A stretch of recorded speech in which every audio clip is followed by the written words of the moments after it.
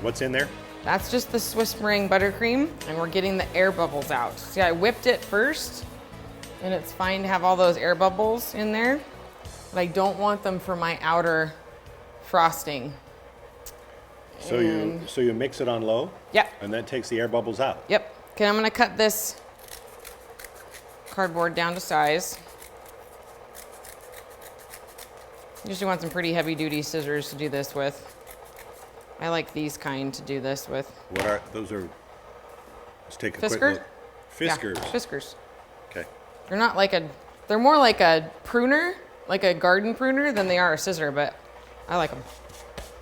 All right. Okay.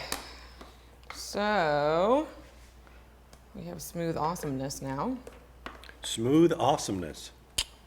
Okay. Just by beating it on low in the mixer. Yep. I just taught a buttercreams class here locally. Yeah. And this, in a second, I'll show you. People get so excited about. Now I put on a pretty thick layer usually. Bless your heart. Of frosting, a full layer of frosting. Because people like eating frosting. Uh-huh. Especially that particular, and when it's that tasty, I'm not hinting for another bite or anything. Right. Not at all. So people, promise the counter's clean. People like eating frosting, and it is not quite as expensive as fondant. Yep. So I've had plenty of arguments with pastry instructors when I've gone and judged their students' cakes, because in a lot of the pastry books when you go to culinary school, they say, just put a thin crumb coat on and then put on this thick, disgusting layer of fondant. Gross. Who wants that? And that is really for the love, that is seriously the European way. Oh, thank you. Yeah, so I've had some pretty heated discussions with some of these pastry instructor guys about this, because I'm coming at it from a practical standpoint of someone who makes cakes for people all the time. Mm-hmm. And customers don't like thick, nasty fondant.